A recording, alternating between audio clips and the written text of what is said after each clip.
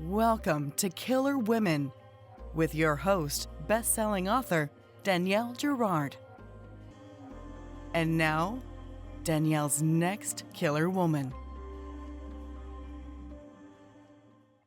Hello, and welcome to Killer Women Podcast, a proud member of the Authors on the Air global network with more than 4 million listeners. I am your host, suspense author Danielle Girard, and my guest today is returning to us, Megan Miranda. Megan is the New York Times best-selling author of All the Missing Girls, The Perfect Stranger, The Last House Guest, which was a Reese Witherspoon book club pick, The Girl from Widow Hills, Such a Quiet Place, The Last to Vanish, The Only Survivors, and Daughter of Mine.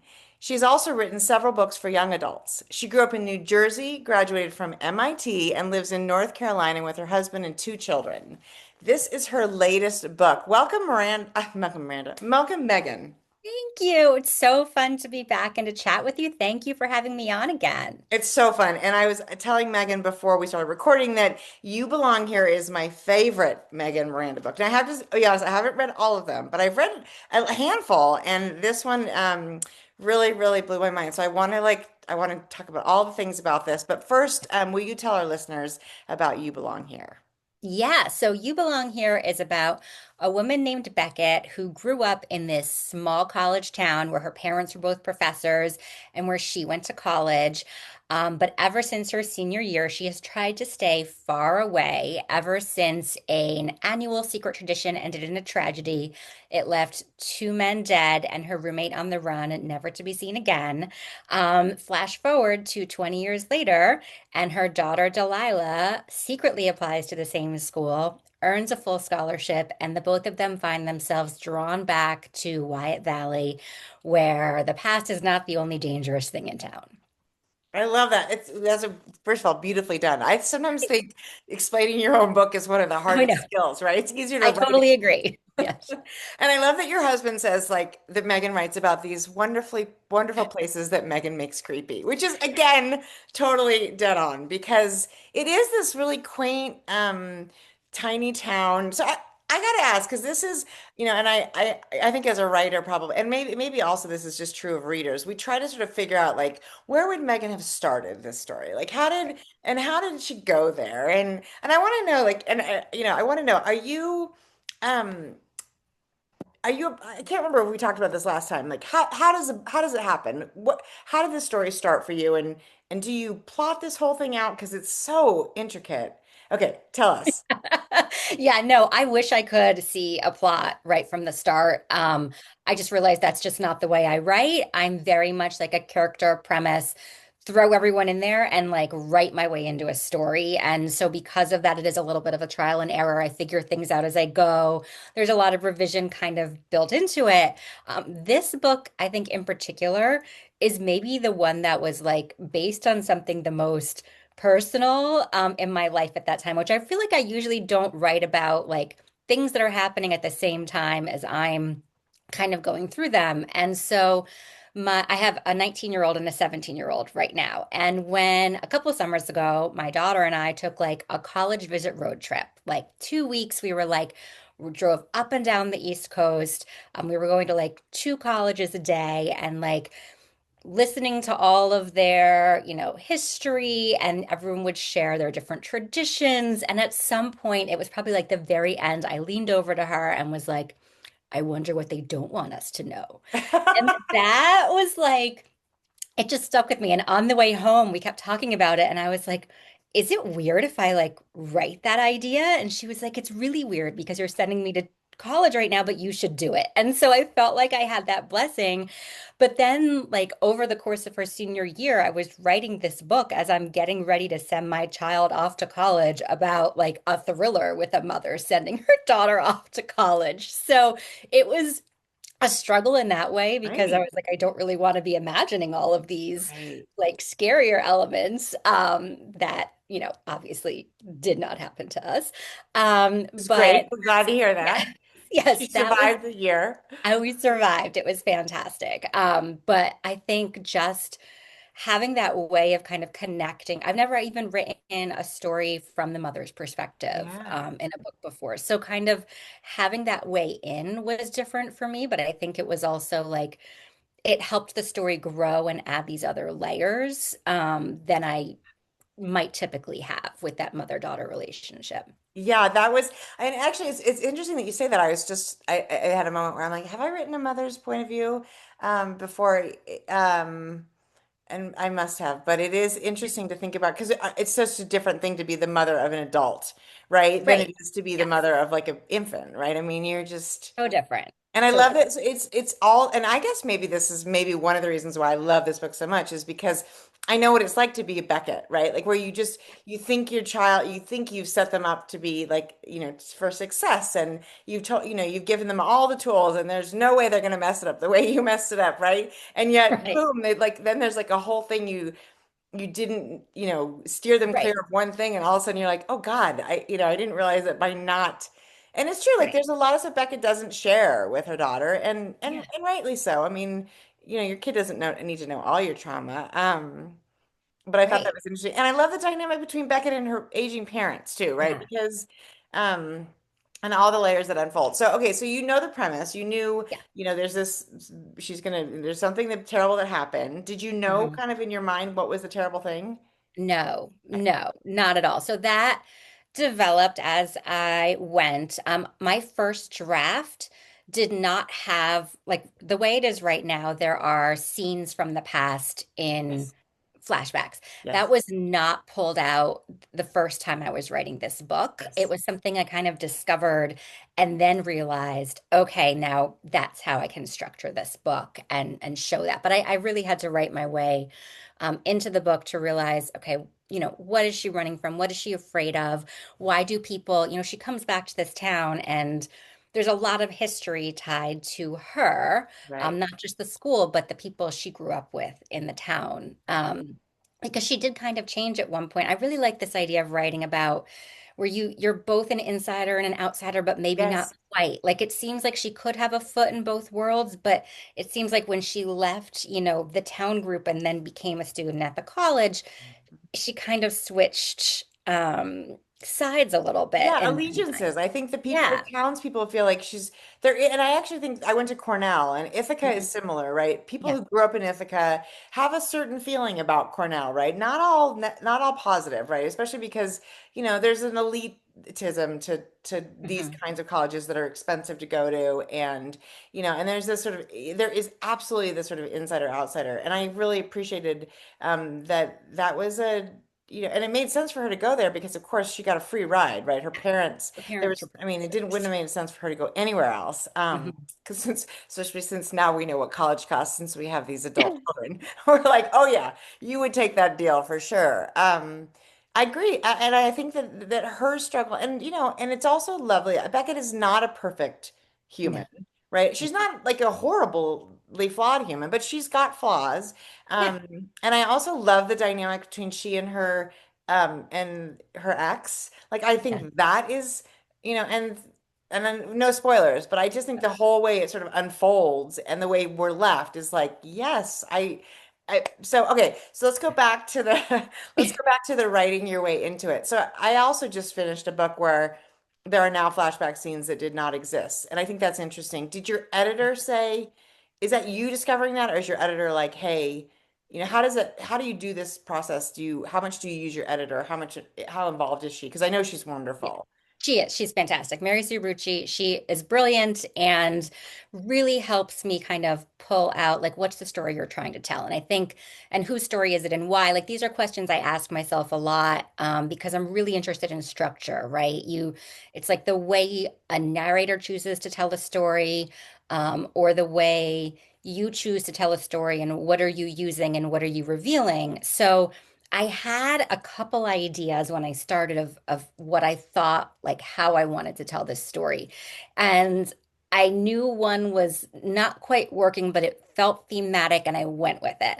And when I turned in that draft, I knew like it wasn't quite working for the thriller element, but the story was there. And so we did kind of have a conversation there of like, okay, what's the best way to get this story across? And so that was part of a conversation with not only my editor, but my agent, Jennifer Joel. We just kind of got on a Zoom and talked it out. And I love working with them too because it's not like, okay, this is the right way to do it. It's like, what are you trying to do? And let's figure out the best way Agree. to kind of present it. And I think for me, that's the biggest hurdle. Like when people ask me how long it takes to write a book, I can't answer that because sometimes if the way I have it, like envision of how I'm going to tell the story works from the start, then I'm like, it's smooth sailing. Yeah. But there's times where the last house guest was another one where the first three ways I tried it didn't really quite Interesting. And you never work. quit. You're like, this is the story. I just got to figure out how to tell it. I feel like I got a little deeper each time and learned something, Yeah. deeper about it and found the story that way. But that was definitely my hardest one. It took an extra year. Right. Now I try to I try to send like 50 to 75 pages at the Yep. start. Like, Yep. is this working? How does this feel for someone else? Are you the same or do Yeah, you? I love that actually. And I also wrote the Pinky Swear, which is coming out next year. I Yeah. wrote that three different ways also. And Mm, then, and now that I'm working on the next book, I have 100 pages in with my agent who said, let's loop in yeah, my editor, and the three of us are going to talk about it like in a week, which actually is like, what a gift. I feel it like is. that's the gift of having, well, and this is the first time I've worked with an agent who's so hands-on editorially, Mm, which I have to say, like, I had no, I mean, I think everybody needs a different thing in an agent. For right. me, this is like mind-blowing because I spent so much time just spinning in my own story, and I can't plot, and I actually have to kind of write my way down a road and be like, oh, that doesn't work, and kind of Yeah. come back and write, So I Yeah. think, yeah, as far I'm probably similar, and it's wonderful to have somebody who's like, let's look at this here and see where we are. Yes. Yes. I find it a gift, like you said, to have that insight. It's like you feel like you're part of, it's a team. You all have the same goal. And so for me to not have to write a full book the wrong way the first time, if we can kind of, figure out early on like what is missing or what could be stronger, and then it just helps going forward, I think. So when you start, like, so I'm just as we talk about sort of the beginning of this story. Obviously, her getting, her daughter getting into college. So was there like a moment of like you just said, okay, I'm gonna start with Beckett realizing that her daughter's going back to this place. Mhm. I mean, sort of, and is your process? I mean, so can you talk a little bit about sort of like how you, is it Braille, like how you feel your way into the Yeah. story? Yeah, so the first scene I wrote for this book actually is not in the book Good. anymore. And Right. that was kind of, I think, part of the issue with the structure that I started with the first time was I started too early and Mhm. I started with the surprise of her getting accepted to this place that Beckett has tried so long to escape. And then it's another like 6 months before you go to Yep. school. Yep. So that was sort of the realization of, okay, let's start on that drive. And still you can be reflecting on all of those things that happened before. So when I start, I mean, at the beginning, it is just like, I'm throwing things in there. I'm seeing, oh, what a surprise. Who's this character? And then Right, I right, do, right. yes, Totally. I try to like, I feel like I kind of have a hybrid method now where I have an Excel spreadsheet where I kind of use that as like turning points. Yeah. And I keep it as like my brain works better when I can see everything in like one little visual thing. Mhm. And so I have like, as I'm writing, it's almost just like a sentence of the summary, but then there's a column for here are the lingering questions that have come up in this section, and here are the dangling clues. And that kind of creates, I think, the latter half of the book when you realize, okay, here are all the questions and mysteries in this place. Yeah. And then that Excel spreadsheet kind of becomes like the structure, color coded. It makes me very Yeah. happy to see it that way. But I don't, and so sometimes like I can see, okay, this is the turning point that's going to happen at the halfway point.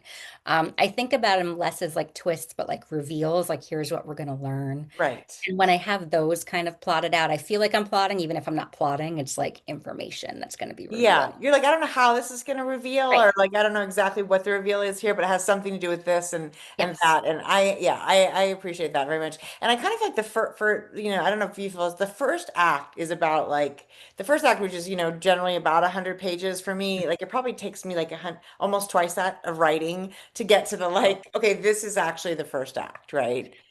I think it also takes me the most amount of time I will spend on a book is the first 50 pages. I mean, it's the setup, right? It's all the pieces in place and you kind of work your way through what's needed, what's not. And so by the time I get to like that last 100 pages, that flies, Right. honestly. Right. It's true. And you mean not the first 50 pages that you write, but the No, first 50 what ends up being the the first book. 50 pages of the book. Yeah. Totally. I think Yeah. that is, yeah, that's absolutely true. So, you have now, I mean, first of all, you have, is your daughter starting college? She just finished her first She year. just So, finished the first year. yeah. So it is kind of a funny timing. Like I was writing the book during, when I was sending her off. It's coming out the year after her first year. And now we're like doing college visits with my son at the same time. I know that. So yours are 2 years, same as you're exactly the same. I have a daughter and then 2 years later a son. So, and of course you think, oh, I learned so much. I know exactly how to do this. And then they're like, no, it's totally different for me because I'm a totally different child. So I'm Yes. gonna make it. No colleges are the same that we are looking at Yes, I here. know. It's yeah, that's how ours was too. Well, that's okay. So your life now, I mean, to tell us like, what is a day? What's a day in the life of Megan Miranda now that the kids are, we've got one totally grown, gone, Mm. launched, Right. hopefully home for the summer. Yes. Okay, Yes. I that's feel yeah. very That spoiled. stops happening, and then you're like, what happened that nobody's home for the summer?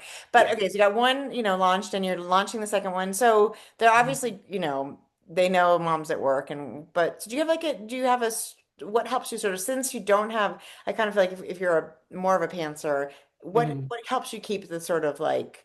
Do you like quit in the middle of a scene? Tell us some of your sort of like tricks. The strategies. Yeah. I mean, Yeah, strategies. I'm a creature of habit. I find that's what really helps me, honestly. Like being in the same, like this is where I write my books. I started when my kids were 1 and 3. And so I sort of like developed these routines of like, when they were in preschool and then when they were in elementary school. And I've kind of kept those hours the same, even though our lives have totally changed and they're self-sufficient and I'm not, bringing them to and from school anymore. That is kind of ingrained in me where like I work during the school day Yeah, hours, yeah, and like kind of leave it behind at the end of the day. So strategies for me is I don't set myself a word count goal. And I think that's because when you're more of a pantser, like progress is not always words on the page, right? Like progress is realizing that wasn't the right last chapter that you it's wrote negative and words on the deleting page it. Yeah. sometimes. But Yeah. you can still be like, I made story progress Yes, today. fair, fair. I That's a learned good way. something new. Right, that's Yeah. encouraging. Otherwise, it's right. When you see the negative number, you're like, this Yeah. isn't really.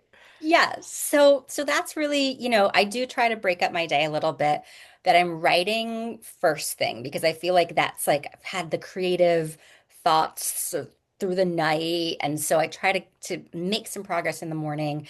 And then, every day is a little different, whether you're doing research, whether, you're in the revision process or you're in the drafting process or, you're doing the marketing and publicity for a new Right? book coming out. But the only rule I have for myself is like I'm at work and these are kind of my work hours.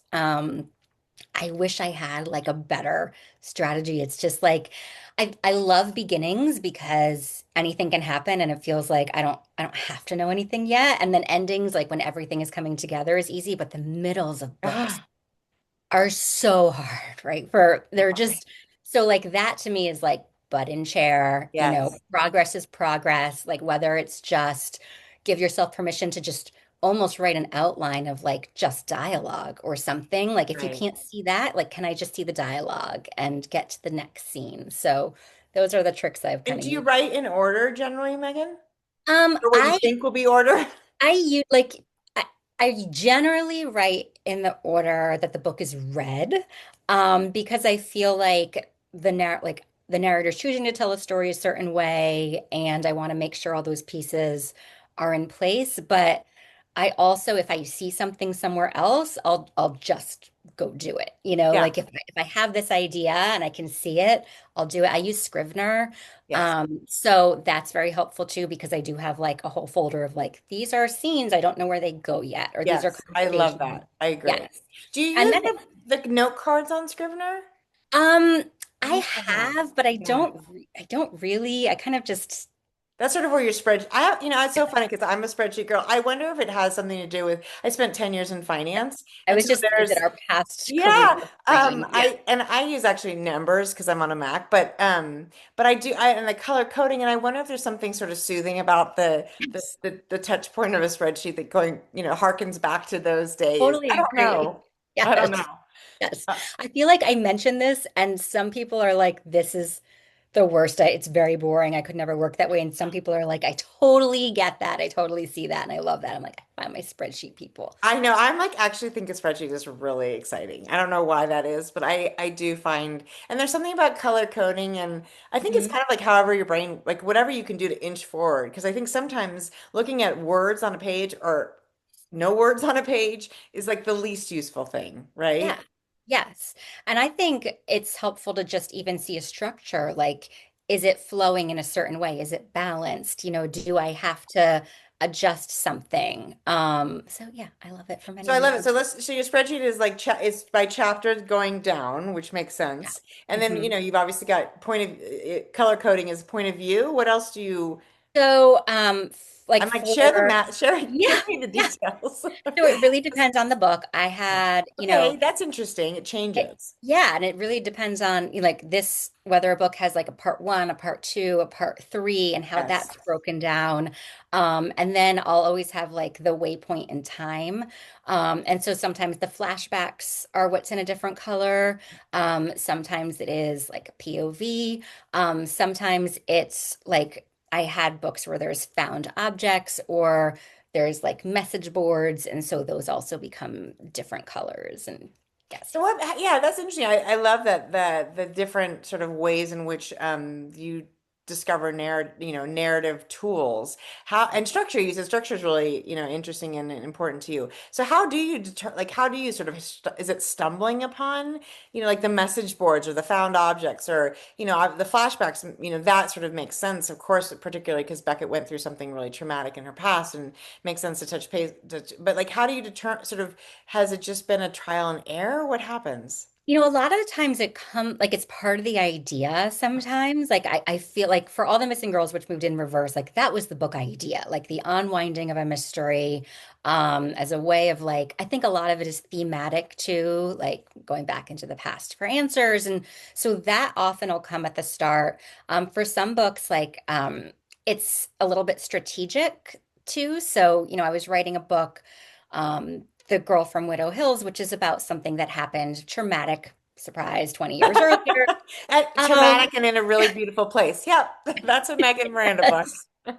And I just, you're writing those first 50 pages and it feels bogged down with information and I feel like I'm not. And so then it becomes a little bit of a strategy of like, oh, I can use transcripts of what actually happened back then. Right. And then that almost became for me like a whole other arc that was created of this story of what happened in the past just from transcripts throughout the story. So it depends. And then like for Such a Quiet Place, which used message boards, that was part of the idea. I wanted to do this neighborhood thriller where what's on the surface versus what's internal or like two different things Right. happening at the same time. So it Right. depends. What about you? Do you see it all at the I mean, no, I don't. I feel like I don't see any of it, but I haven't used as many different devices. I mean, I have, I've really used, flashbacks for sure.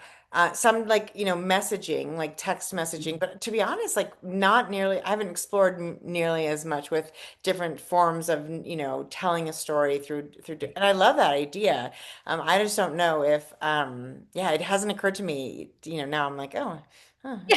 Well, it's not every book either. Like I feel like sometimes the structure is less apparent on the surface, but for me, it was like a big part of the making of the Excel spreadsheet. I had a book, The Last to Vanish, which moves completely forward in time normally, but it's structured around like the different missing person cases that uh-huh. like happened in the past. It's the more like she was learning about something different each time. Yeah, I Um, mean, I think I think the thing that's fascinating about it is sort of like how you must work through it, and obviously so much of it is subconscious, to sort of find a way to tell the story in the most sort of, you know, entertaining and and also sort of if in some ways efficient, right? You're trying to like not bog down the reader with all the details, but you want the details to be there. So it's like how do you How do you present them in a balance way? that? Yeah, which I think is absolutely fascinating. And you're obviously, I'm imagining, in the middle of another book right now. Yes. Yes. So that's Yes. isn't that the most fun? You're like talking about and do you find because I this happens to me where I'm like talking about people want to know a little bit what I'm writing, but my brain is I kind of can't. Like that to me is like Yeah. a little bit of protected space.